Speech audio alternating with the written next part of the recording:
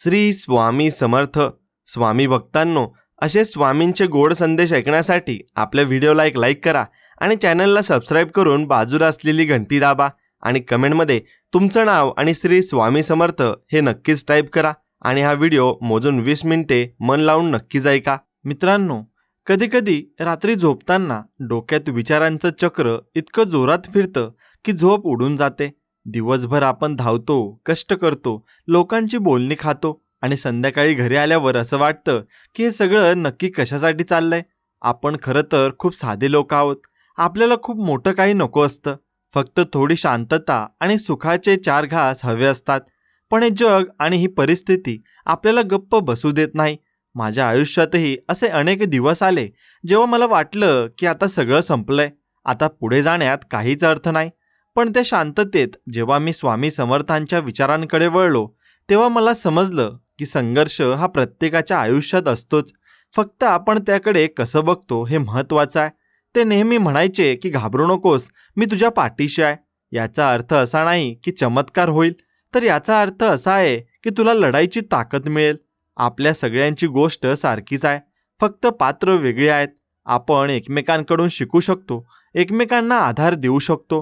हे जे काही मी आज मांडतोय ते माझ्या अनुभवातून आलेलं आहे. बघा, आपण जेव्हा सकाळी उठतो तेव्हा आपल्या डोळ्यासमोर कामाची एक मोठी यादी असते.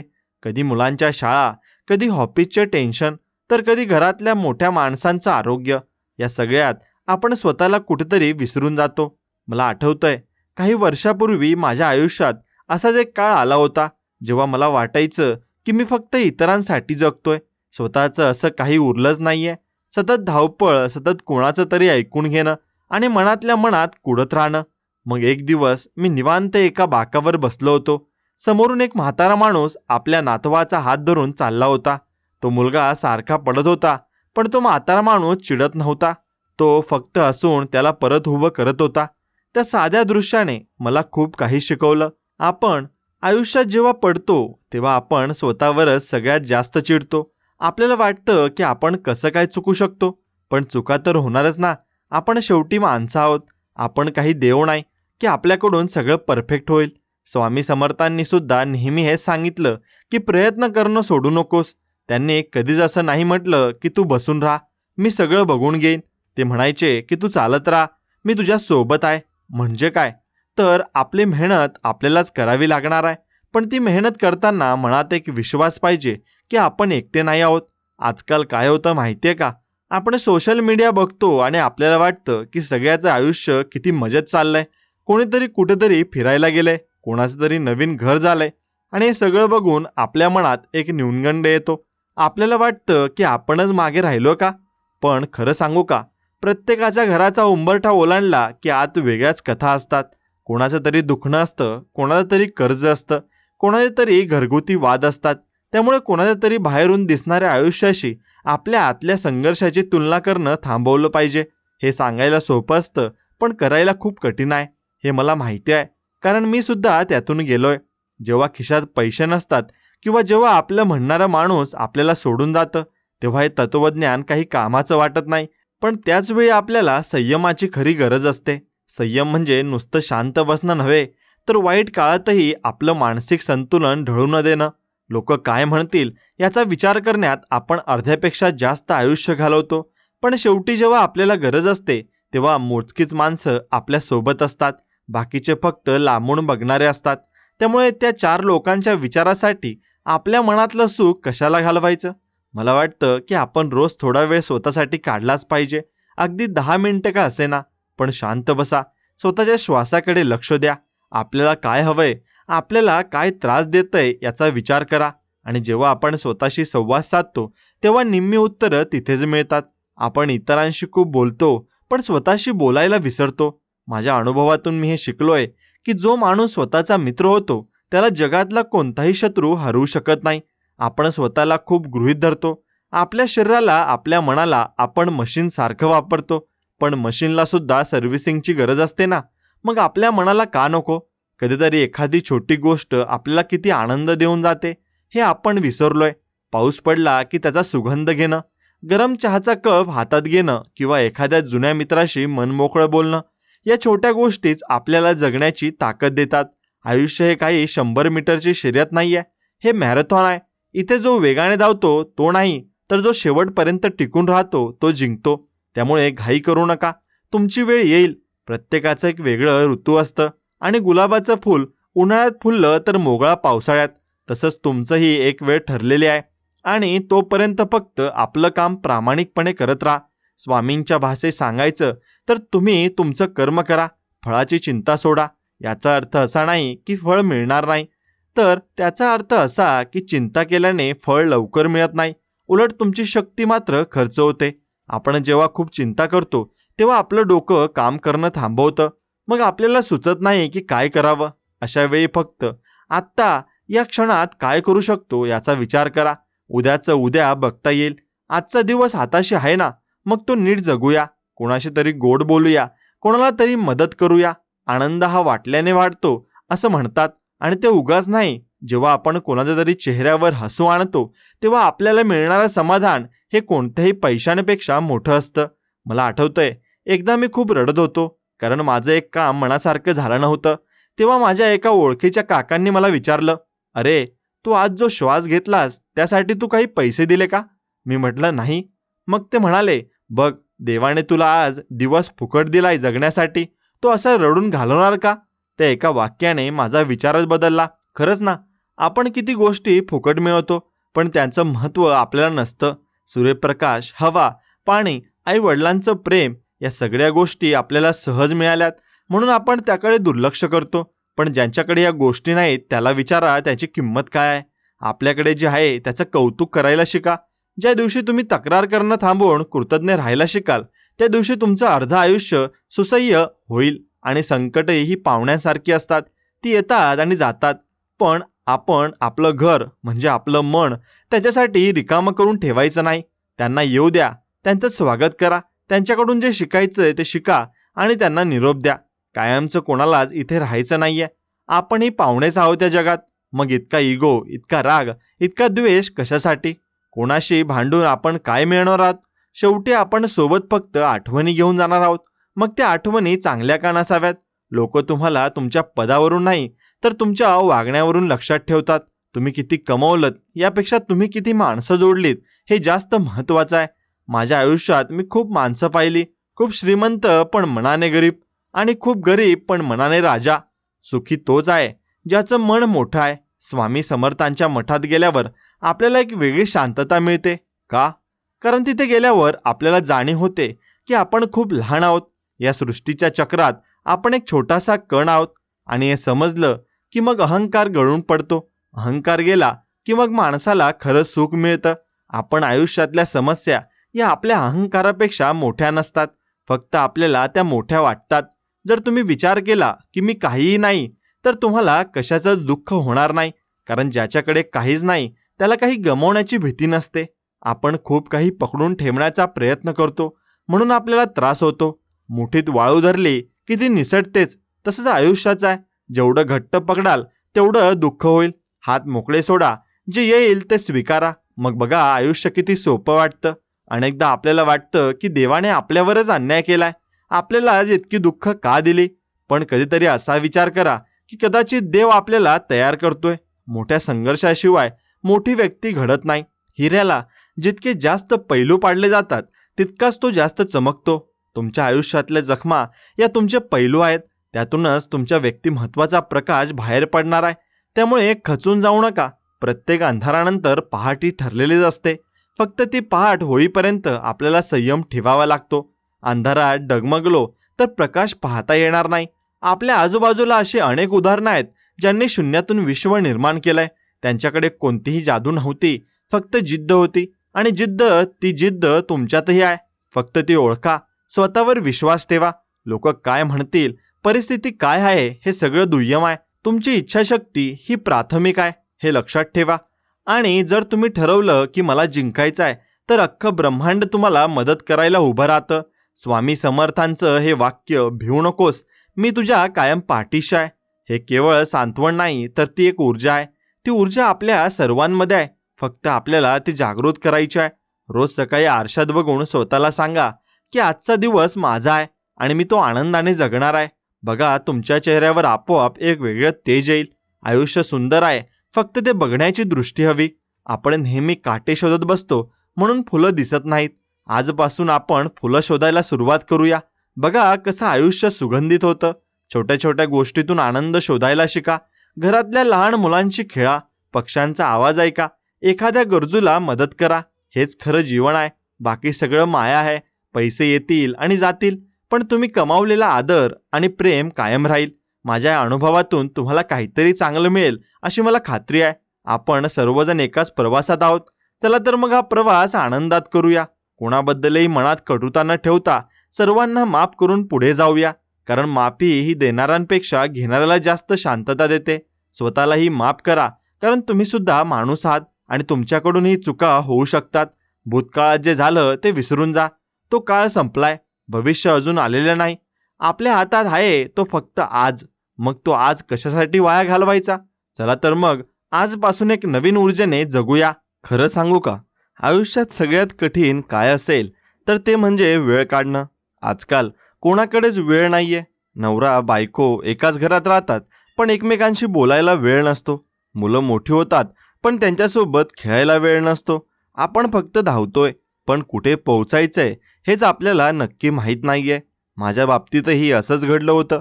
मी एका अशा कंपनीत काम करायचो जिथे सकाळी 9 ते रात्री 9 फक्त काम आणि कामच असायचं. मला वाटायचं की मी हे सगळं माझ्या कुटुंबासाठी करतोय, त्यांना सुखात ठेवण्यासाठी करतोय.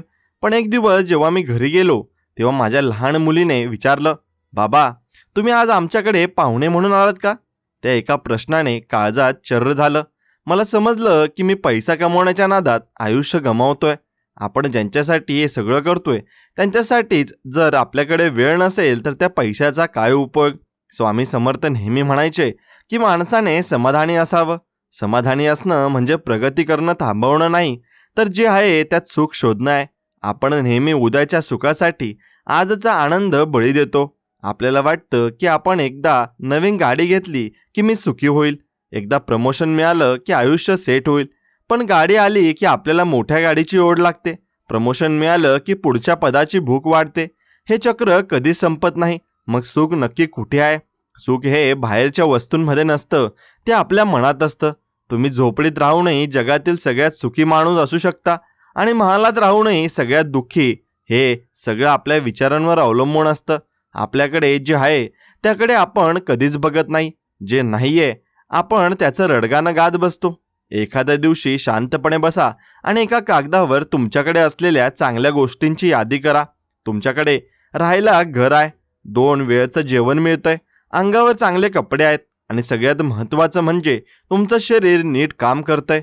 या जगात असे लाखो लोक आहेत ज्यांना यातली एकही गोष्ट नशिबात नाही. मग आपण तक्रार का करतो? तक्रार करणं हा माणसाचा स्वभाव झालाय. ऊन लागलं की पाऊस हवा असतो, पाऊस पडला की चिखलाचा त्रास होतो. आपण परिस्थितीला दोष देण्यात इतके मग्न असतो की त्या परिस्थितीतून मार्ग काढायचं विसरून जातो. मला आठवतंय, माझ्या ओळखीत एक गृहस्थ होते ज्यांचा मोठा अपघात झाला होता. त्यांचे दोन्ही पाय निकामी झाले होते. पण जेव्हा मी त्यांना भेटायला गेलो तेव्हा त्यांच्या चेहऱ्यावर एक वेगळंच हास्य होतं. मी त्यांना विचारलं, काका, इतकं मोठं संकट आलंय आणि तुम्ही हसताय कसं? ते म्हणाले, अरे बाबा, देवाने माझे पाय नेले, पण माझे हात तर शाबूत आहेत ना. माझे डोळे बघू शकतात, माझं डोकं विचार करू शकतं. मग मी रडत का बसू? त्या माणसाने मला शिकवलं की दृष्टिकोन काय असतो. आपण संकटाकडे कसं बघतो त्यावर आपलं पुढचं आयुष्य ठरतं. संकट ही आपल्याला तोडण्यासाठी नाही, तर आपल्याला आतून मजबूत करण्यासाठी येतात. जसं सोनं आगीत तापल्याशिवाय त्याला झळाळी येत नाही, तसंच माणसाचं आहे. आयुष्यातले चटके सोसल्याशिवाय माणसाच्या स्वभावाला धार येत नाही. अनेकदा आपल्याला वाटतं की नशिबात असेल तेच घडेल, मग प्रयत्न कशाला करायचे? पण नशीबसुद्धा त्यांनाच साथ देतं जे प्रयत्न करतात. स्वामींचे ते शब्द आठवा, साधना कर, फळ मिळेल. साधना म्हणजे केवळ देवाचं नाव घेणं नाही, तर आपल्या कर्मात सातत्य ठेवणं आहे. तुम्ही जे काही काम करताय ते इतक्या मनापासून करा की नियतीलाही तुम्हाला यश देणं भाग पडेल. आपण काय करतो? थोडं संकट आलं की देवावरचा विश्वास उडतो. आपण म्हणतो, मी इतकी सेवा केली तरी माझ्यासोबतच असं का घडलं? पण देवाची परीक्षा ही आपल्याला शिक्षा देण्यासाठी नसते, तर आपली पात्रता तपासण्यासाठी असते. विचार करा, जर सगळं काही सोपं असतं तर यशाची किंमत काय उरली असती. संघर्षातून मिळालेलं फळ हे नेहमीच गोड असतं. आजच्या काळात मानसिक ताण, स्ट्रेस हा आपल्याला मोठा शत्रू झालाय. प्रत्येक गोष्टीचं टेन्शन, मुलांच्या अभ्यासाचं टेन्शन, वाढत्या महागाईचं टेन्शन, भविष्याचं टेन्शन, आणि या टेन्शनमुळे आपण आजचा दिवस नीट जगू शकत नाही. मला एक सांगा, टेन्शन घेऊन कधी कोणाचे प्रश्न सुटलेत का? उलट विचार करण्याची शक्ती कमी होते. जेव्हा मन शांत असतं तेव्हा नक्कीच सुचतं की काय करायचंय. शांत राहण्यासाठी आपल्याला हिमालयात जायची गरज नाही. आपल्याला घरातल्या छोट्या छोट्या गोष्टीत आपण शांतता शोधू शकतो. सकाळी लवकर उठून पक्ष्याचा किलबिलाट ऐकणं, झाडांना पाणी घालणं किंवा नुसतं शांतपणे चहा पिणं, हे क्षण आपल्याला रिचार्ज करतात.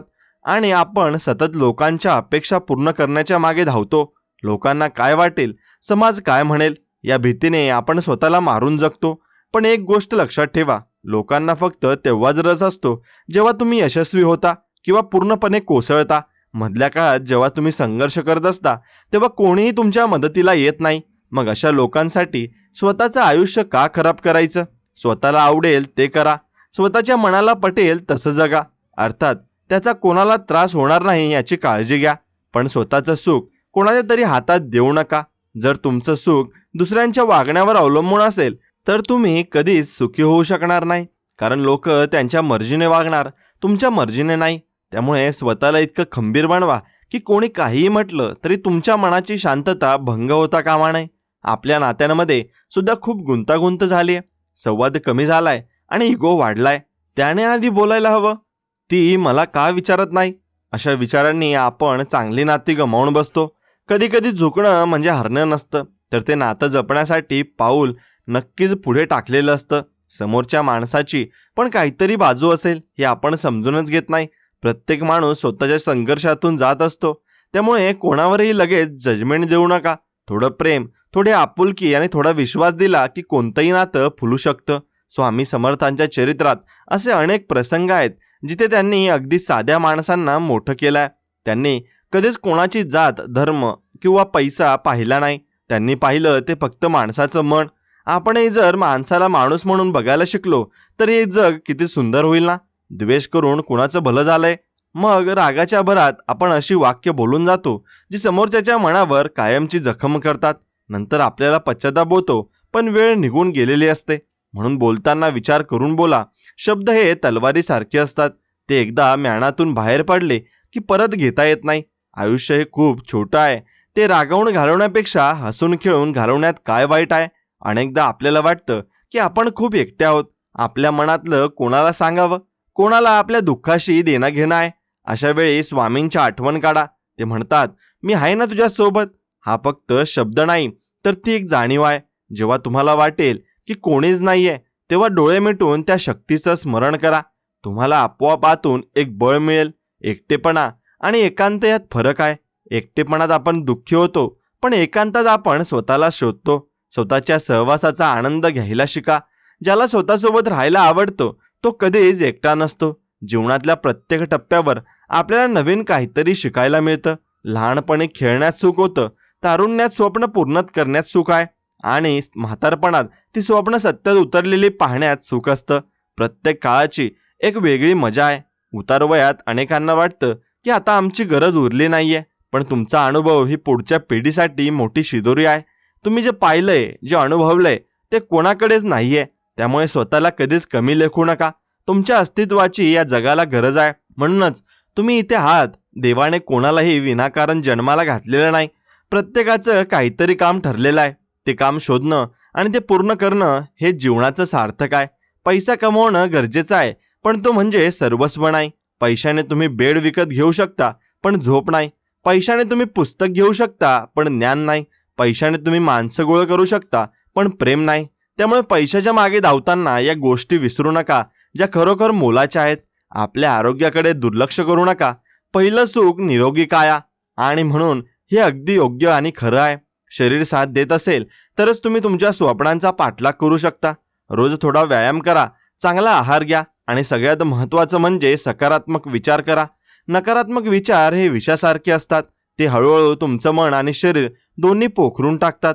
नेहमी चांगल्या लोकांच्या सहवासात राहा, जे तुम्हाला प्रेरणा देतात, जे तुम्हाला हसवतात. अशा लोकांकडे जा जे सतत रडगाणं गातात किंवा इतरांची निंदा करतात. त्यांच्यापासून 4 हात लांबच राहिलेलं बरं, कारण विचारांचा संसर्ग खूप लवकर होतो.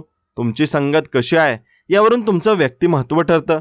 जर तुम्ही सुखी राहायचं ठरवलं असेल तर तुम्हाला कोणीही दुःखी करू शकत नाही. सुख ही एक निवड आणि चॉईस आहे.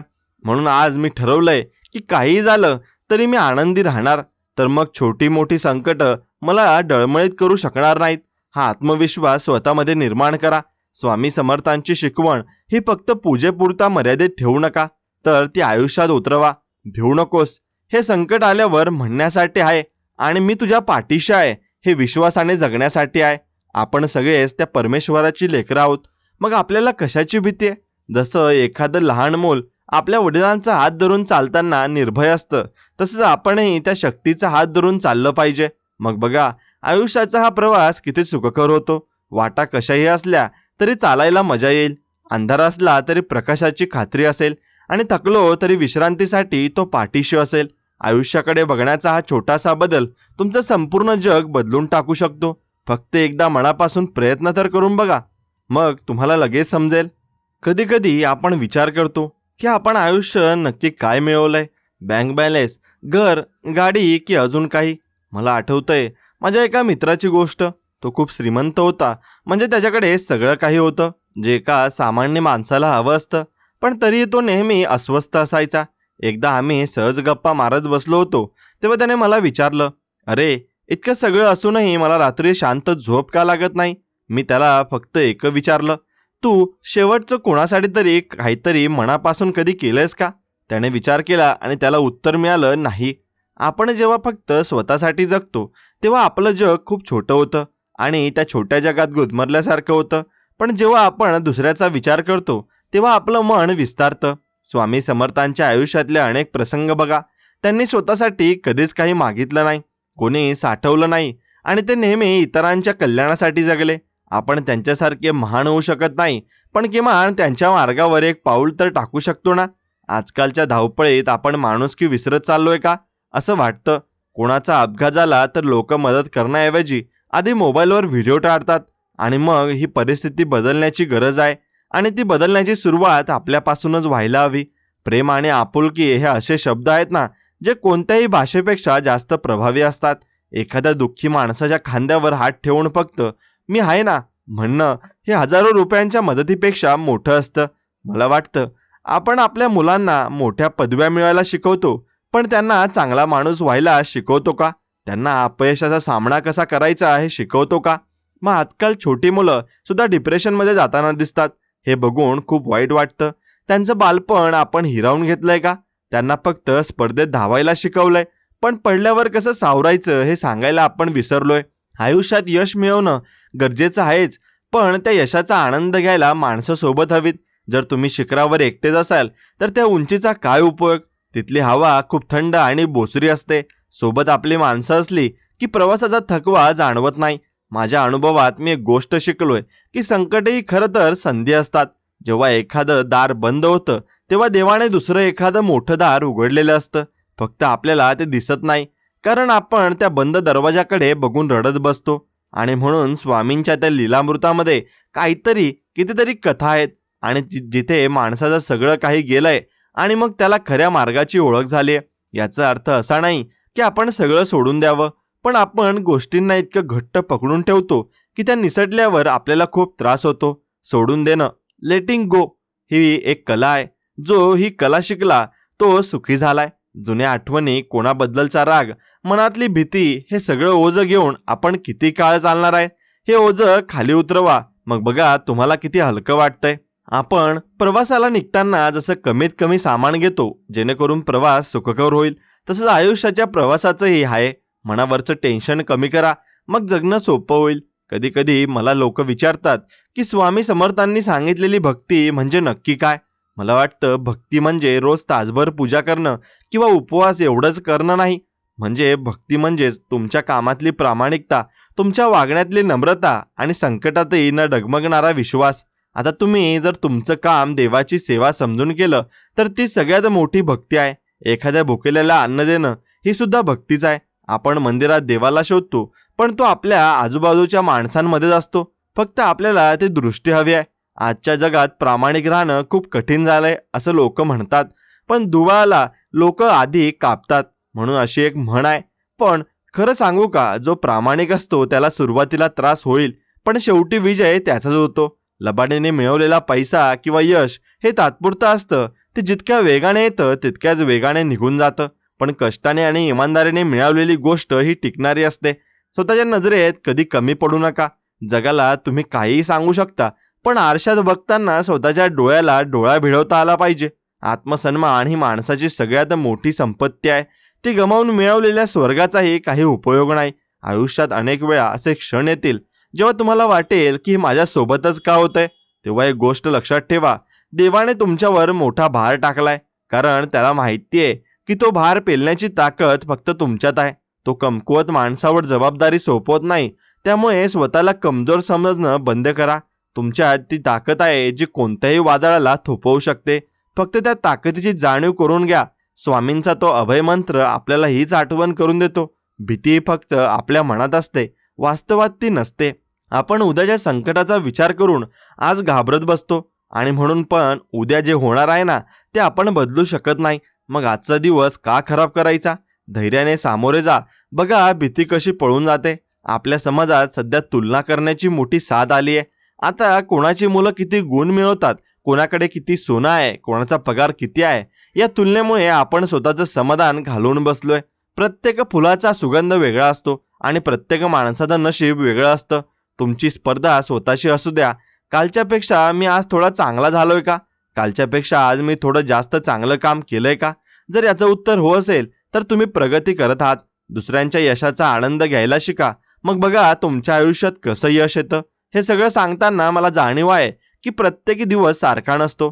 कधी खूप उत्साह असतो तर कधी खूप कंटाळा येतो. कधी खूप आनंद असतो तर कधी विनाकारण डोळ्यात पाणी येतं. हे सगळं मानवी स्वभावाचा भाग आहे. स्वतःला रोबोट बनवण्याचा प्रयत्न करू नका. तुमच्या भावनांना वाढ करून द्या. आणि जर रडावंसं वाटलं तर मन मोकळं रडा, पण नंतर डोळे पुसून परत एकदा उभे राहा. आयुष्य आपल्याला सतत पाडत राहील, पण उठून उभं राहणं हे आपल्या हातात आहे. स्वामी समर्थांचा हात धरून चालताना एक वेगळा आत्मविश्वास येतो. तो हात कधी सुटणार नाही याची खात्री ठेवा, पण तो हात पकडण्यासाठी आपलं मन स्वच्छ पाहिजे. मनात कपट ठेवून केलेली भक्ती कधीच फळाला येत नाही. साधे राहा, सरळ वागा. जसं कसंही असलं तरी तुम्ही तुमची माणुसकी सोडू नका. शेवटी आपण या जगाला काय देतो हेच महत्त्वाचं असतं. तुमच्या शब्दांनी कोणाला जखम होऊ नये याची काळजी घ्या. तुमची वाणी ही गोड असावी. बोले तसा चाले त्याची वंदावी पाऊले. आता असं जे म्हटलं जातं ना ते अगदी खरं आहे. कृती ही शब्दांपेक्षा जास्त बोलकी असते. नुसतं तत्वज्ञान सांगण्यापेक्षा ते जगून दाखवणं जास्त कठीण असतं. पण तेच खरं आयुष्य आहे. मला असं वाटतं की आपण खूप जास्त विचार करतो आणि कृती कमी करतो. जर तुम्हाला काहीतरी चांगलं करायचं असेल तर त्याची सुरुवात आजपासूनच करा. वेळ कोणासाठी थांबत नाही. गेलेली परत वेळ ही येत नाही आणि गेलेला शब्दही परत घेता येत नाही. त्यामुळे आयुष्याचा प्रत्येक क्षण सत्कारणी लावा. स्वतःवर प्रेम करा, इतरांवर प्रेम करा आणि त्या विठ्ठलावर, त्या स्वामींवर विश्वास ठेवा. बघा आयुष्य किती सुंदर आणि सुसह्य होतं. संकटाचे डोंगर आले तर तुम्ही त्यातून पार पडाल, कारण तुमच्या मागे ती शक्ती उभी आहे. फक्त श्रद्धेचा दिवा विझू देऊ नका. आयुष्यात आपण खूपदा का या प्रश्नात अडकतो. माझ्यासोबतच असं का झालं, मी का एवढा त्रास सहन करायचा. पण खरं सांगू का, या प्रश्नांची उत्तरं कधीच मिळत नाहीत. त्याऐवजी कसं याचा विचार केला तर आयुष्य सोपं होतं. या संकटातून मी बाहेर कसं पडू शकतो, हे दुःख मी कसं पचवू शकतो. माझ्या आयुष्यात असा काळ होता जेव्हा माझी आर्थिक परिस्थिती खूप खालावली होती. हाताला काम नव्हतं आणि घरी बघितलं की अस्वस्थ वाटायचं की मी कुटुंबाला काय देतोय. अशा वेळी माणूस खूप टोकाचे विचार करतो. पण त्या अंधारात मला एक स्पष्ट आणि गोष्ट समजली की आपण जेव्हा सगळं काही गमावतो तेव्हा आपल्याकडे गमावण्यासारखं काहीच नसतंच. म्हणून लक्षात ठेवा, तिथूनच खरी जिद्द निर्माण होते. स्वामी समर्थांनी एका भक्ताला सांगितलं होतं, अरे तू चिंता करतोस म्हणून तुझं काम होत नाही. तू निश्चिंत राहा, मग बघ काय होतंय. निश्चिंत राहणं म्हणजे आळशी होणं नाही, तर माझा प्रयत्न मी 100% देईन, बाकी त्याचं तो बघून घेईल, हा भाव ठेवणं आहे. आजच्या काळात आपण स्वतःला इतकं महत्त्व देतो की आपल्याला वाटतं संपूर्ण जग आपल्याच खांद्यावर चाललंय. पण आपण नसू तरी हे जग असं चालणार आहे. ही जाणीव झाली की मग मनावरचं दडपण कमी होतं. घराच्या बाहेर असलेल्या झाडांकडे शांतपणे बघितलं की एक गोष्ट प्रकर्षाने जाणवते, ती म्हणजे तिथं कसलीच घाई नसते. बघा, त्या झाडाला माहिती असतं की आपली वेळ येणार आहे आणि जेव्हा वेळ येईल तेव्हा नवीन पालवी फुटणारच आहे. हे जे निसर्गाचं रुटीन आहे ना, ते अगदी फिक्स असतं. तिथे कधीच कन्फ्युजन नसतं. पण आपण माणसं मात्र सतत एका वेगळ्याच धावपळीत असतो. आपल्याला प्रत्येक गोष्टीचा रिझल्ट लगेच हवा असतो आणि जर तो मनासारखा नाही मिळाला की मग लगेच डिप्रेशन येतं किंवा आपण नाराज होतो. मला वाटतं की या सगळ्या गडबडीत आपण एक महत्त्वाचा शब्द विसरलोय आणि तो म्हणजे पेशन्स, म्हणजे संयम. तुम्ही जर जुन्या लोकांना बघितलं तर त्यांच्या चेहऱ्यावर एक वेगळं समाधान असायचं. त्यांनाही समस्या होत्याच, की असं नाही की त्यांच्या काळात सर्व काही आलबेलं. नक्कीच वेगळं होतं. म्हणून दुष्काळ पडायचे, आजारपण होती, पैसा कमी असायचा, पण तरी त्यांची जगण्याची जी पद्धत होती ती खूप नक्कीच ग्राउंडेड आणि जमिनीवर होती. त्यांना हे पक्क माहिती होतं की दिवसानंतर रात्र होणार आहे आणि रात्रीनंतर पुन्हा लख नक्कीच उजडणार आहे. आणि हे जे निसर्गावर आणि त्या भगवंतावर असलेलं ट्रस्ट होतं ना, ते त्यांना ताकद द्यायचं. आज आपल्याकडे सर्व काय आहे, हातात मोबाईल आहे, खिशात पैसे आहेत, राहायला चांगलं घर आहे, पण मन मात्र शांत नाहीये. याचं कारण काय असावं याचा विचार केला की लक्षात येतं की आपण वर्तमानात जगतच नाहीत. म्हणून आपण एकतर भूतकाळाच्या आठवणीत रडत असतो किंवा मग भविष्याच्या काळजीत आपण स्वतःला हरवून बसतो. तुम्ही कधी लहान मुलाला खेळताना बघितलंय का, की तो मुलगा जेव्हा मातीचा किल्ला बनवत असतो तेव्हा त्याचं पूर्ण लक्ष त्या मातीकडे असतं. त्याला त्या क्षणाला जगाचं काही पडलेलं नसतं. ऑफिसमध्ये काय झालं किंवा उद्या बँकेचा हप्ता भरायचा आहे हे विचार त्या मुलाच्या शिवत सुद्धा नाहीत. म्हणून तो फक्त त्या क्षणाचा आनंद घेतो आणि म्हणूनच तो खुश असतो. आपल्याला हे जमत नाहीये. आपण जेवताना ऑफिसचा विचार करतो आणि ऑफिसमध्ये काम करताना घरी काय चाललं असेल याचा विचार करतो. म्हणजे आपण जिथे शरीराने आहोत तिथे मनाने कधीच नसतो आणि हीच आपल्या अशांततेची खरी मूळ आहेत. म्हणून स्वामी समर्थ महाराजांच्या चरित्रात जेव्हा आपण वाचतो तेव्हा एक गोष्ट नेहमी जाणवते की त्यांच्याकडे येणारी माणसं ही खूप त्रस्त असायची. कुणाचं पोट दुखतंय, कुणाला नोकरी नाहीये, तर कुणाचं लग्न जमत नाहीये, अशा हजार समस्या घेऊन लोक यायचे. पण स्वामींच्या समोर गेल्यावर किंवा त्यांच्या नुसत्या अस्तित्वाने लोकांना शांत वाटायचं. असं का बरं होत असेल? कारण स्वामी स्वतः स्थिर होते बघा. आणि जो माणूस स्वतः आतून पूर्णपणे शांत असतो ना, त्याच्या सहवासात गेलं की आपली पण धडधड कमी होते. समुद्राच्या लाटा जशा किनाऱ्यावर येऊन शांत होतात, तसंच संतांच्या सहवासात आपल्या मनाच्या लाटा शांत होतात. पण आता प्रश्न असा आहे की रोजच्या धावपळीत हे कसं जमायचं? कारण आपण काही हिमालयात जाऊन बसू शकत नाही. आपल्याला संसार आहे, जबाबदाऱ्या आहेत, जॉब आहे, बिझनेस आहे.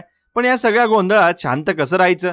तर मला वाटतं की सुरुवात सुद्धा खूप छोट्या गोष्टीपासून केली पाहिजे. तुम्ही सकाळी उठल्यावर पहिली गोष्ट काय करता?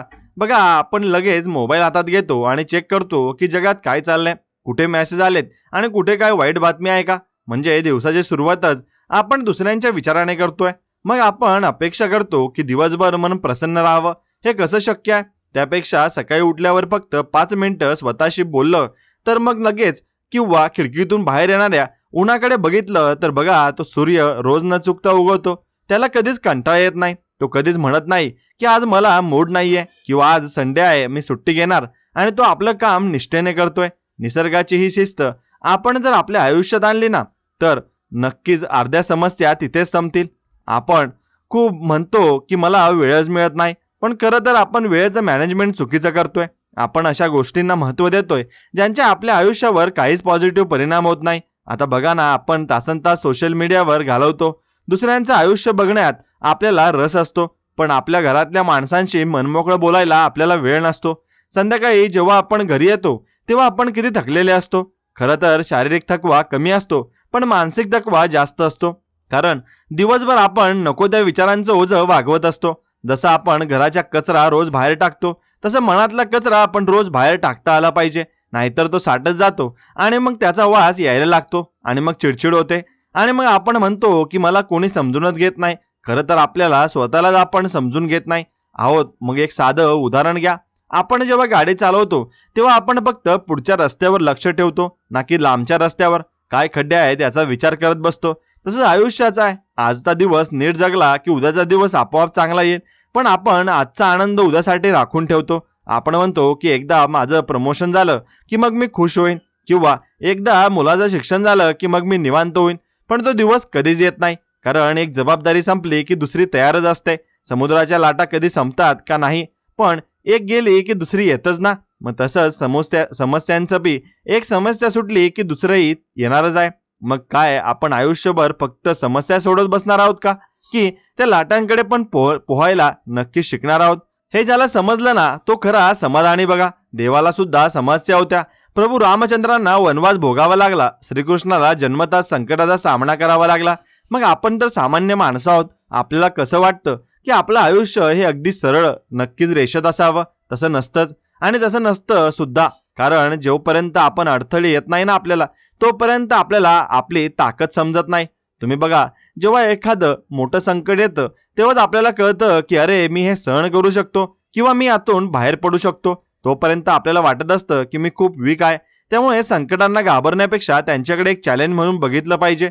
जसं जिम मध्ये आपण स्वतःहून जड वजन उचलतो कारण आपल्याला बॉडी बनवायची असते, तसंच देवाने दिलेले संकट म्हणजे आपल्या मनाची जिम आहे. त्यातून आपलंच मन स्ट्रॉंग होणार आहे. फक्त दृष्टिकोन बदलण्याची गरज आहे. बघा, एखादी गोष्ट चांगली आहे की वाईट हे त्या गोष्टीवर अवलंबून नसतं, तर आपण तिच्याकडे कसं बघतो यावर अवलंबून असतं. पाऊस पडला तर शेतकरी खुश होतो कारण त्याला त्याच्या पिकाला पाणी मिळतं. पण त्याच वेळी कुंभार दुःखी होतो कारण त्याची मडकी भिजतात. पाऊस तोच आहे पण दोघांचा रिॲक्शन वेगळा आहे. आपल्याला आयुष्यातल्या घटना पण अशाच असतात. ऑफिसमध्ये बॉस ओरडला तर कुणाला अपमान वाटतो आणि तो रात्रभर झोपत नाही. तर कुणी म्हणतं की जाऊ दे, बॉसचा स्वभावच तसा आहे आणि तो निवांत झोपतो. आता यात नुकसान कुणाचं झालं? ज्याने मनावर लावून घेतलं त्याचं. म्हणून संतांनी सांगून ठेवलंय की मनाला थोडं अलित ठेवायला शिका. पाण्यात कमळ जसं असतं ना तसं राहायचं. कमळ पाण्यात असतं पण पानं मात्र कोरडी असतात. तसं संसारात राहायचं, सर्व कामं करायची पण मनाने कह्यातच अडकून पडायचं नाही. हे बोलणं सोपं आहे पण आचरणात आणणं कठीण आहे. याची मला जाणीव आहे, पण प्रयत्न तर करू शकतो ना. रोज थोडं थोडं करून जमेल. आणि आपल्याला एकदम संत नाही व्हायचंय, पण निदान एक चांगला आणि शांत माणूस तर नक्कीच होऊ शकतो. आपल्या आजूबाजूला बघा, निसर्गात प्रत्येक जीव किती आनंदात आहे. पक्षी सकाळी उठून किलबिल करतात. त्यांना ना पुढच्या जेवणाची सोय असते ना राहायला हक्काचं घर असतं, तरी ते गात असतात. आणि आपण मात्र सर्व काही असूनही रडत असतो. हे कुठेतरी थांबलं पाहिजे. आपण स्वतःलाच प्रश्न विचारला पाहिजे की मी नक्की कशासाठी पळतोय? हे जे काही मी कमवतोय ना त्याचा उपभोग घ्यायला तरी मला वेळ आहे का? आणि जर नसेल तर मग या पळण्याला काय अर्थ आहे? आपल्या आईवडिलांकडे बघा, त्यांना नक्कीच ब्लड प्रेशर किंवा डायबिटीस सारखे आजार खूप उशिरा किंवा क्वचितच व्हायचे, कारण त्यांचं आयुष्य फिजिकली कष्टाचं होतं पण मेंटली खूप सिंपल होतं. आपले आजार आता बदललेत. आता आपल्याला लाईफस्टाईल डिसीज होतात आणि म्हणजेच काहीतर चुकीच्या जगण्याच्या पद्धतीमुळे होणारे आजार. आपण शरीर आरामात ठेवतोय पण मनाला मात्र खूप कष्ट घेतोय. आणि खरं तर शरीर कष्टासाठी बनलंय आणि मन आरामासाठी, पण आपण नेमकं उलटं करतोय. आपण मनाला सतत कामाला लावतो आणि शरीराला एका जागी बसून ठेवतो. हे समीकरण बदलायला हवं. थोडा व्यायाम, थोडं वाचन आणि चांगल्या लोकांच्या सहवासात. या गोष्टी खूप साध्या आहेत पण यांचा इम्पॅक्ट खूप मोठा आहे. तुम्ही बघा, जेव्हा तुम्ही एखाद्या सकारात्मक विचाराच्या माणसाला भेटता तेव्हा तुम्हाला किती छान वाटतं, तुमची एनर्जी वाढते. आणि तेच जर तुम्ही सतत तक्रार करणाऱ्या माणसाच्या सोबत राहिलात तर तुमचं डोकं दुखायला लागतं. म्हणून आपली कंपनी खूप महत्वाची असते. समर्थ रामदास स्वामींनी म्हणूनच मनाच्या श्लोकांमध्ये मनाला खूप समजावलंय, कारण हे मनच आपलं मित्र आहे आणि हेच आपलं शत्रू आहे. जर ते आपल्या ताब्यात असेल तर ते आपल्याला जगातलं सर्वोच्च सुख देऊ शकतं, पण जर आपण मनाच्या ताब्यात गेलो तर मात्र ते आपल्याला कधीही सुखी होऊ देणार नाही. बऱ्याचदा आपल्याला वाटतं की बाहेरची परिस्थिती बदलली की मी सुखी होईन, पण तसं नसतं.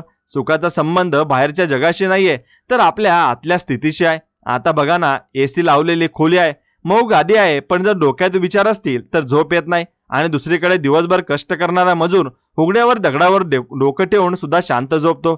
म्हणजे सुख हे वस्तूंमध्ये नाहीये तर ते आपल्या समाधानात आहे. आपण वस्तू जमा करण्याच्या नादात समाधान गमावून बसलो की काय अशी भीती वाटते. म्हणून स्वामींच्या मठात गेल्यावर बघा, तिथे काहीच नसतं. साधी मूर्ती किंवा फोटो असतो, पण तिथे जे व्हायब्रेशन असतं ना ते लाख मोलाचं असतं. कारण तिथे भक्ती असते आणि तिथे श्रद्धा असते. आणि जिथे श्रद्धा असते तिथे भीतीला जागा नसते. आपल्याला भीती कशाची वाटते की उद्या काय होईल, माझं काय होईल. पण ज्याचा देवावर विश्वास आहे ना त्याला ती भीती नक्कीच वाटत नाही. त्याला माहिती असतं की जो या जगाचा मालक आहे ना तो माझी काळजी घेणारच आहे. लहान मूल जसं आईचा हात धरून निर्धास्त चालतं, तसं आपण त्या भगवंताचा हात धरून चालायला शिकलो पाहिजे. मग रस्ता किती खडतर असला तरी काही वाटत नाही. आपण फक्त हात सोडतो आणि पळायला लागतो आणि मग पडतो. आणि म्हणून तो हात घट्ट धरून ठेवणे म्हणजेच नामस्मरण करणे आहे, दुसरे काही नाही. आपण कामात असताना सुद्धा मनातल्या मनात देवाचं नाव घेऊ शकतो. त्यासाठी वेगळं काही करायची गरज नाही. बघा, स्वयंपाक करताना आईच्या मनात जर मुलांबद्दल प्रेम असेल तर त्या अन्नाला वेगळी चव येते. तसंच काम करताना जर मनात देवाचं स्मरण असेल तर त्या कामाला सुद्धा एक वेगळीच उंची प्राप्त होते.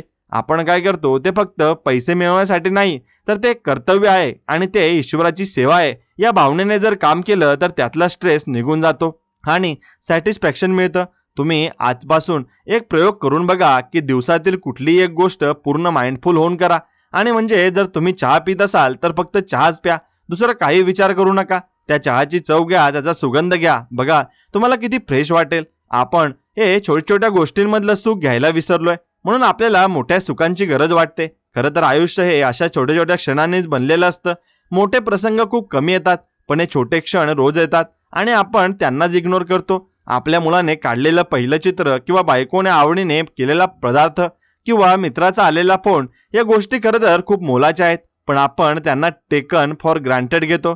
आपल्याला वाटतं की हे तर नेहमीच आहे, पण जेव्हा हे नसतं ना तेव्हा त्याची किंमत कळते. म्हणून जे आहे त्याची किंमत करायला शिका, कृतज्ञता व्यक्त करायला शिका. रात्री झोपताना देवाला थँक्यू म्हणा की आजचा दिवस चांगला गेला, मला खायला मिळालं, राहायला घर आहे आणि माझे माणसं सुखरूप आहेत. ही भावना जेव्हा मनात असते ना तेव्हा झोप खूप शांत लागते. नाहीतर मग आपण कितीही कमावलं तरी ती अतृप्ती असतेच की अजून हवंय, अजून हवंय आणि या हव्यासाला काही अंत नाहीये. समुद्राचं पाणी कितीही प्यायलं तरी तहान भागत नाही, तसंच भोगाचं आहे, ते कितीही उपभोगले तरी मन भरत नाही, उलट अजून हवे हवेसे वाटतात. म्हणून कुठेतरी थांबायला शिकणं खूप गरजेचं आहे. थांबणं म्हणजे निष्क्रिय होणं नाही, तर समाधानी होणं आहे. प्रगती नक्की करा, पैसे नक्कीच कमवा, पण स्वतःला विकून नाही किंवा स्वतःची शांती गमावून नाही. कारण शेवटी आपण हे सगळं कशासाठी करतोय? आनंदासाठीच ना. आणि जर तेच मिळत नसेल तर मग काय उपयोग आहे त्या यशाचा? म्हणून बऱ्याचदा यशस्वी माणसं खूप एकटी असतात, कारण त्यांनी यशाच्या नादात माणसं तोडलेली असतात. तसं यश काय कामाचं, त्यापेक्षा कमी मिळालं तरी चालेल, पण आपली माणसं सोबत हवीत आणि रात्री शांत झोप हवी. हे ज्याला समजलं तो जो खरा श्रीमंत. बाकी नुसते आकडे वाढवण्यात काही अर्थ नाहीये. बघा, नदी जेव्हा समुद्राला मिळते तेव्हा ती आपलं नाव आणि अस्तित्व संपवते आणि समुद्र होऊन नक्कीच जाते. तसं आपलं आहे, आपण त्या मोठ्या शक्तीचा एक छोटा भाग आहोत. हा अहंकार जोपर्यंत आहे की मी काहीतरी करतोय तोपर्यंत त्रास आहे. एकदा का हा मी गेला ना आणि तो आला ना की मग सगळं काही सुरळीत होतं. स्वामी समर्थ हे सांगायचे की भिवू नकोस, मी तुझ्या पाठीशी आहे. याचा अर्थ असा की तू फक्त कर्म कर, फळाची चिंता करू नकोस आणि संकटांना घाबरू नकोस, कारण एक मोठी शक्ती तुझा सांभाळ करण्यासाठी आहे. हा विश्वास एकदा मनात पक्का झाला की मग आयुष्यातली मजाच वेगळी असते. मग ऑफिसमधले टार्गेट किंवा व्यवसायातील चढउतार हे सगळं काही एक खेळ वाटायला लागतं आणि आपण ते एन्जॉय करायला लागतो. आयुष्य एक उत्सव आहे, त्याला ओझं कधीच तुम्ही समजू नका. माझ्या घराच्या बाजूला एक काका राहतात. बघा, त्यांचं वय आता 70च्या आसपास असेल, पण त्यांचा उत्साह बघितला की तरुण पोरांना सुद्धा लाज वाटेल. ते रोज सकाळी फिरायला जातात, घरी आल्यावर बागेत काम करतात आणि संध्याकाळी लहान मुलांसोबत खेळतात. त्यांना एकदा मी विचारलं की काका, तुमच्या या एनर्जीचं रहस्य काय आहे? तर ते हसले आणि म्हणाले की अरे बाबा, मी आयुष्याचं ओझं डोक्यावर घेत नाही, मी ते पाठीवर घेतो. म्हणजे काही तर जबाबदाऱ्या आहेत त्या पार पाडायच्या, पण त्यांचं टेन्शन डोक्यात ठेवून फिरायचं नाही. हे वाक्य मला खूप महत्वाचं वाटलं. बघा, आपण काय करतो, आपण जबाबदाऱ्या पार पाडतोच, पण त्या पार पाडताना आपण स्वतःला इतकं पिळून काढतो की जगण्यातली मजा संपून जाते. आपण म्हणतो की मला मुलांसाठी हे करायचंय, मला घरासाठी ते करायचंय. अरे चांगलं आहे की करा, पण रडतडत कशाला करताय? हसत हसत करा. काम तेच काम आहे, कष्ट तेच आहेत. फक्त तुमचा ॲटिट्यूड बदलला की गोष्टी सोप्या होतात.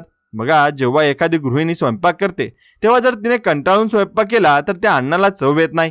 पण तेच जर तिने प्रेमाने केलं की आज माझ्या मुलांना हे खायला घालणार आहे, तर साधं वरण भात सुद्धा अमृत लागतो. म्हणजे आपली भावना त्या कामात उतरत असते.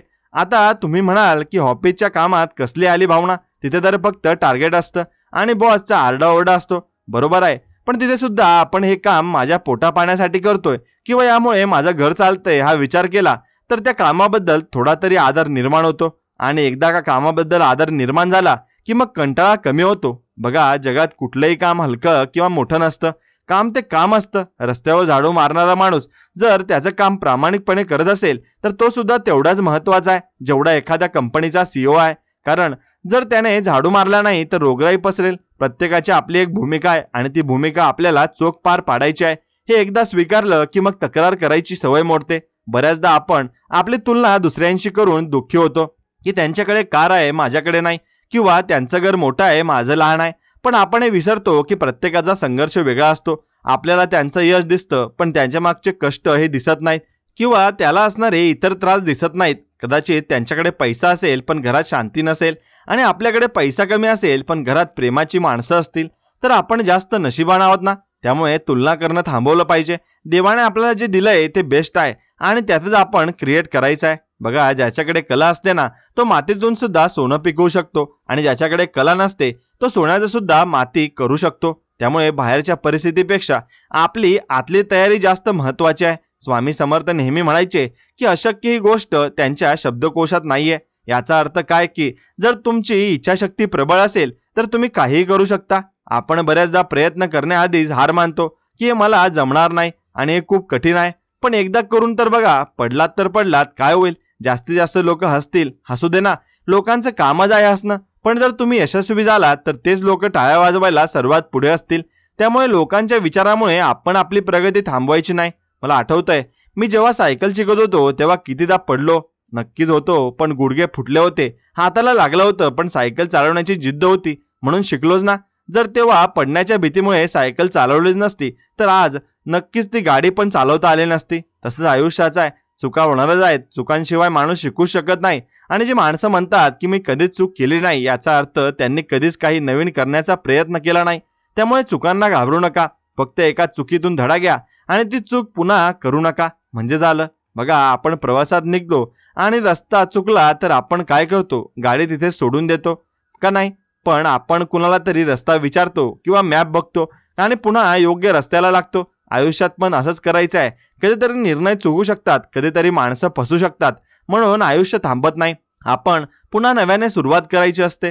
सूर्य रोज मावळतो म्हणून तो कधी संपत नाही, तो दुसऱ्या दिवशी पुन्हा नव्याने जोमाने उगवतो. तसंच आपण सुद्धा प्रत्येक अपयशानंतर पुन्हा नव्या उमेदीने उभं राहिलं पाहिजे. आणि उभं राहण्यासाठी आपल्याला शक्ती कुठून मिळते? तर ती आपल्या श्रद्धास्थानाकडून मिळते. आणि गोष्ट लक्षात घ्या, आपलं श्रद्धास्थान हे आपले स्वामी समर्थ महाराज आहेत. तुम्ही कुठल्याही देवाला माना किंवा कुठल्याही शक्तीला माना, पण एक श्रद्धा हवी. कारण जेव्हा माणसाने हे सगळे दरवाजे बंद होतात ना, तेव्हा देवाचा दरवाजा उघडा असतो असं म्हणतात. ते काही खोटं नाहीये.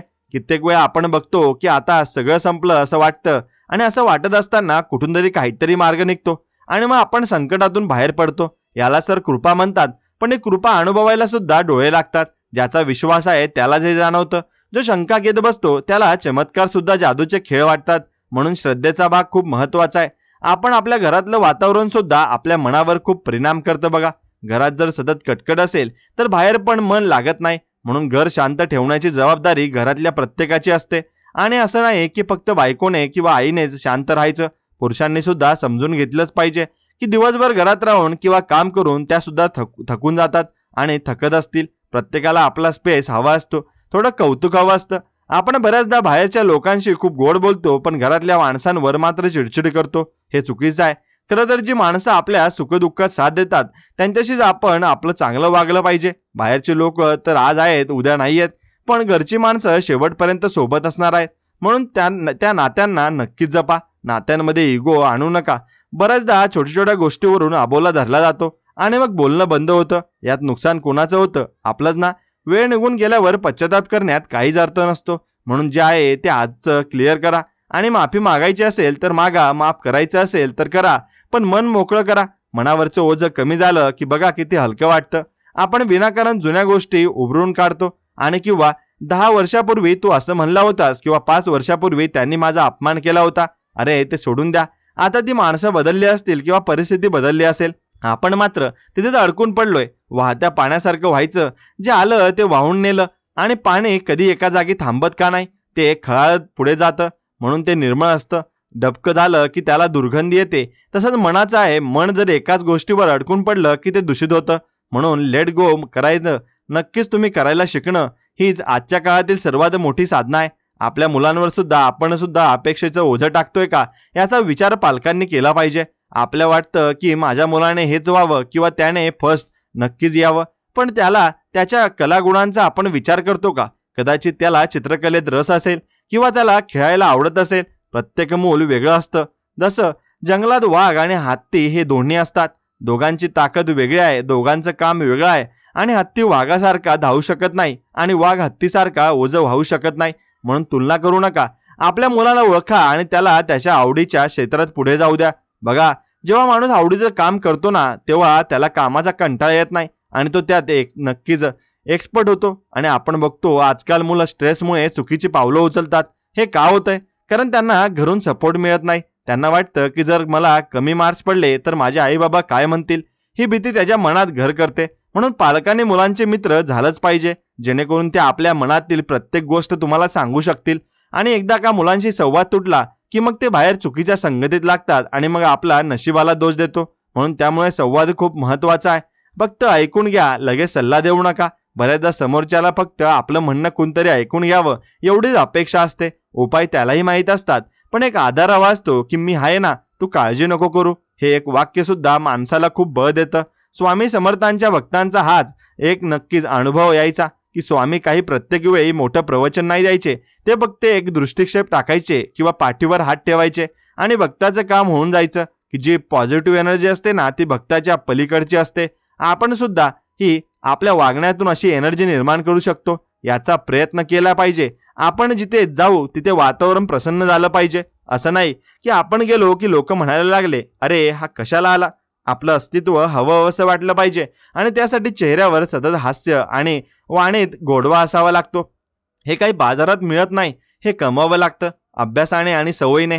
सुरुवातीला अवघड वाटेल की ज्याने अपमान माझा केलाय त्याच्याशी मी चांगलं कसं बोलू, पण एकदा बोलून बघा, तो सुद्धा ओशाळेल आणि कदाचित तुमचं नातं सुधारेल. आगीला आगीने नाही विझवता येत, तिला पाण्याने शांत करावं लागतं. तसंच रागाला प्रेमाने जिंकता येतं. ते तत्वज्ञान नाही, हे व्यवहार ज्ञान आहे. करून बघा, फरक पडेल. बघा, आपण मंदिरात जातो, तिथे घंटा वाजवतो का? कारण त्या आवाजाने आपलं लक्ष एकाग्र होतं, मन वर्तमानात येतं. तसंच आपल्या रोजच्या आयुष्यात काही सिग्नल ठरवा. जसं की ट्रॅफिक सिग्नलवर थांबल्यावर रागवण्यापेक्षा त्या वेळात दीर्घ श्वास घ्या किंवा आकाशाकडे बघा. अशा छोट्या टिप्स वापरल्या तर जो वेळ आपण स्ट्रेसमध्ये घालवतो ना, तोच वेळ आपण रिलॅक्सेशनमध्ये वापरू शकतो. आयुष्य खूप सुंदर आहे, फक्त ते बघण्याची नजर हवी. एका कवीने म्हटलंय की जग सुंदर आहे पण ते बघायला वेळ नाही. तसं नको व्हायला.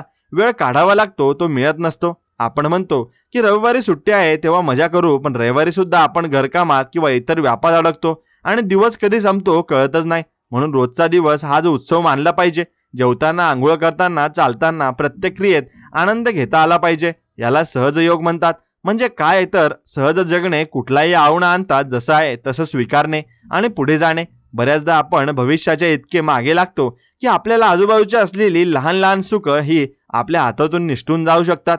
म्हणून तुम्ही कसे वाहत्या नदीकडे नीट बघितलात का? बघा, ही नदी ना, ती कधी सरळ रेषेत वाहत नाही. तिला वाटेत दगड येतात, मोठे खडक येतात, वळण येतात, पण ती नदी कधीच तक्रार करत नाही की माझ्या वाटेत एवढे अडथळे काय येत आहेत.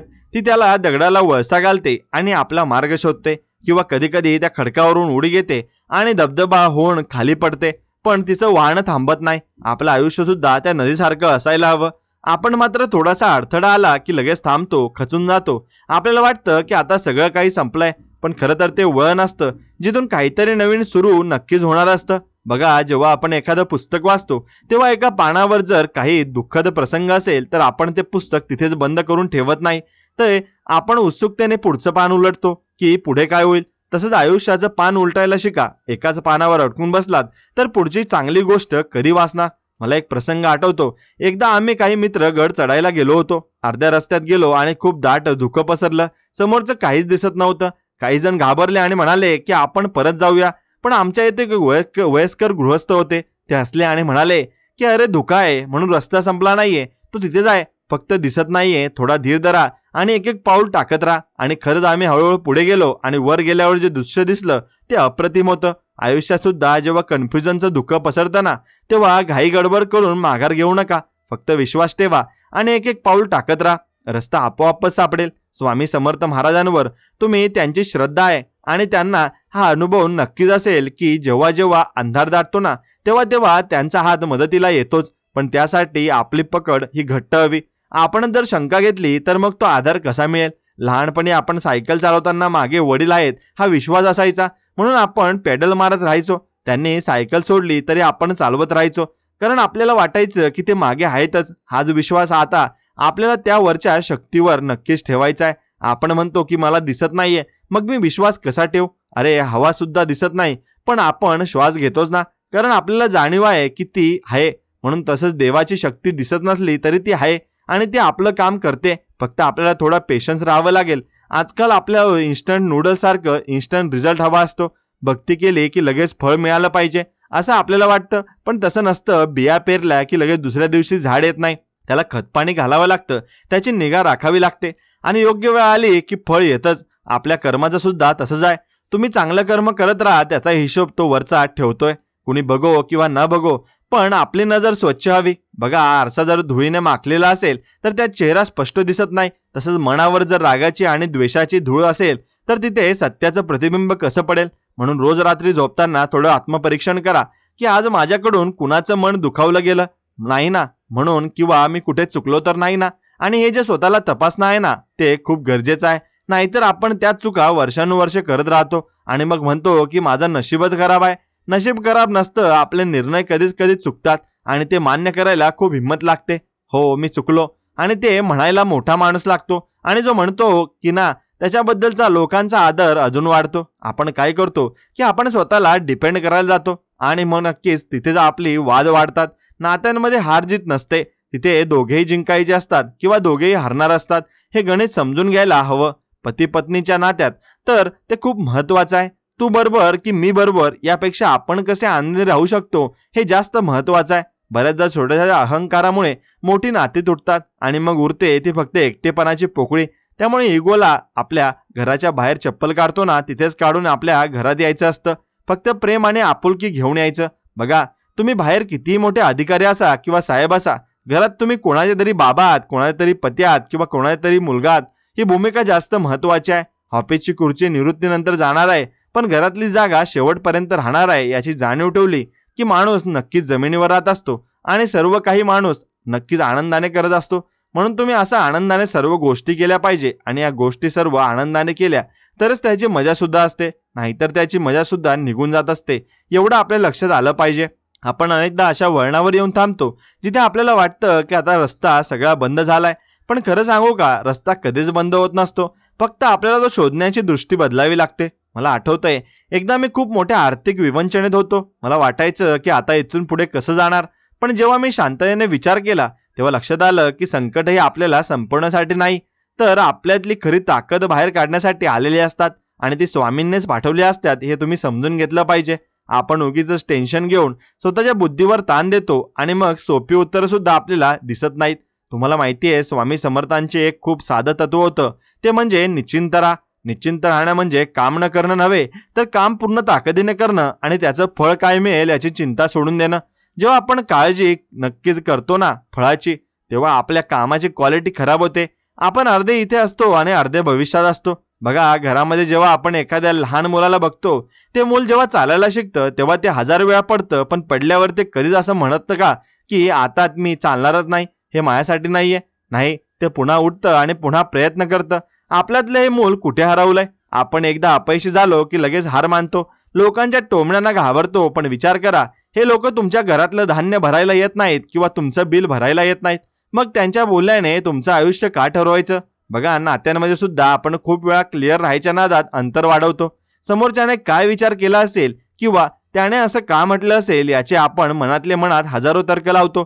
त्यापेक्षा सरळ जाऊन बोलणं किती सोपं असतं ना. पण आपला अहंकार आपल्याला अडवतो. साधेपणा आणि स्पष्टपणा यातच खरं सुख आहे. मला माझ्या अनुभवातून एक गोष्ट जाणवली आहे की आपण खूप साचवून ठेवतो. जुन्या आठवणी, जुने राग, जुन्या तक्रारी, हे सगळं ओझं घेऊन आपण चाललोय. मग आपल्याला थकवा येणारच. हे सगळं ओझं स्वामींच्या चरणी अर्पण करा आणि हलके व्हा. बघा, कष्ट करताना कधीच मनावर ओझं ठेवू नका. जर तुम्ही तुमच्या कामावर प्रेम केलं तर ते काम वाटणारच नाही, तो एक आनंद उत्सव होईल. म्हणून नक्कीच तुम्ही हे काम मनापासून केलं पाहिजे. जेवढं जास्त मनापासून तुम्ही काम कराल तेवढं जास्त कामाचा आनंद तुम्हाला नक्कीच मिळणार आहे, हे मात्र खरं आहे. आपण मात्र कामाला शिक्षा समजून करतो, मग प्रगती कशी होणार? निसर्गातल्या मुंग्यांकडे बघा, त्या कधीही कामाचा कंटाळा करत नाहीत, त्या सतत मग्न असतात. त्यांच्याकडून आपल्याला चिकाटी शिकायला मिळते. आपण मात्र थोड्याशा आरामासाठी आपलं पूर्ण भविष्य पणाला लावतो. बघा, पैसा गरजेचा आहे, पण पैसा म्हणजे सर्वस्व नाही. ज्याच्याकडे खूप पैसा आहे पण ज्याला रात्रीची झोप शांत लागत नाही ना, तो श्रीमंत कसा? खरी श्रीमंती ही तुमच्या मनातल्या समाधानात आहे. बघा, आजकाल आपल्याला प्रत्येक गोष्ट फास्ट हवी असते. Fast food, fast internet, fast success. पण झाड वाढायला वेळ लागतोच. तुम्ही कितीही पाणी घातलं तरी झाडाला फळ त्यांच्या मोसमात येतात.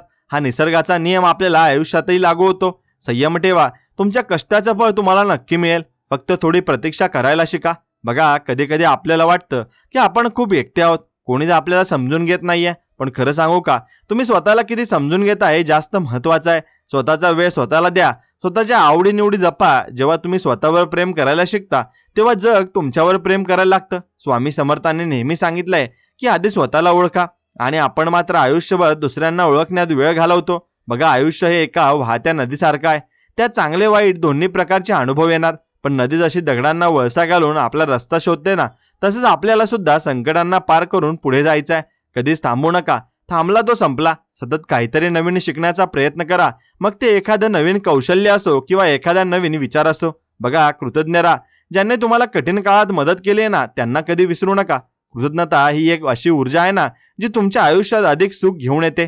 बघा, मनात नेहमी शुद्ध विचार ठेवा, कारण जसे विचार असतील तसंच तुमचं जग तुम्हाला दिसेल. आणि जर तुम्ही नकारात्मक विचार कराल तर तुम्हाला प्रत्येक गोष्टीत दोषच दिसतील, हे मात्र निश्चित आहे. म्हणून चांगला विचार करा, आणि प्रत्येक वेळी चांगला विचार केल्यावर तुम्हाला चांगलंच फळ देव देणार आहे, हे फक्त तुम्ही लक्षात ठेवा. जीवनात धावताना आपण अनेकदा थकतो आणि मग वाटतं की हे सगळं थांबवावं. पण खरं सांगू का, ही थकवा जाणवण्याची वेळ आपल्याला स्वतःच्या जवळ नेणारी असते. आपण जगाला दाखवण्यासाठी खूप मोठे मुखवटे चढवतो, पण जेव्हा शांतपणे आरशासमोर उभे राहतो तेव्हा आपल्याला आपली खरी ओळख पटते. माझ्या अनुभवात मी गोष्ट पाहिली आहे की जे लोक साधेपणाने जगतात त्यांना आयुष्यातल्या संकटाचा त्रास कमी होतो. आपण जितकं स्वतःला गुंतून ठेवू तितकं टेन्शन वाढत जातं. स्वामी समर्थ महाराज नेहमी एकाच गोष्टीचा आग्रह धरत की तुमचं मन शुद्ध ठेवा. जर मन स्वच्छ असेल तर समोर येणारा प्रत्येक रस्ता क्लिअर दिसतो. कशाची भीती बाळगण्याचे कारण नाही, कारण जे आपल्याला नशिबात आहे ते कोणाचेही प्रयत्न हिरावून घेऊ शकत नाही. आपण विनाकारण स्ट्रेस घेतो की उद्याचं कसं होईल, पण ज्याने जन्म दिलाय तो उद्याची सोय करूनच ठेवतो. घरामध्ये राहताना कधीतरी आपल्या आई वडिलांच्या हाताकडे बघा. त्यांच्या कष्टाच्या खुणा तुम्हाला सगळी सांगतील की संघर्ष काय असतो, आणि त्यांच्यासाठी तुमचं सुख हे सगळ्यात मोठं फळ आहे. कामाच्या ठिकाणी कितीही प्रेशर असलं तरी स्वतःचं मानसिक संतुलन ढळू देऊ नका. आणि एवढं फक्त लक्षात ठेवा. आणि स्वामींचा हा संदेश मनापासून आवडला असेल तर मनापासून व्हिडिओला एक लाईक करा आणि चॅनलला सबस्क्राईब करा. आणि तुमच्या आवडत्या मित्रांसोबत हा व्हिडिओ पुढे शेअर नक्कीच करा. चला तर मग भेटूया अशाच एका नवीन आणि छानशा संदेश व्हिडिओमध्ये. तोपर्यंत श्री स्वामी समर्थ. जय जय स्वामी समर्थ. धन्यवाद.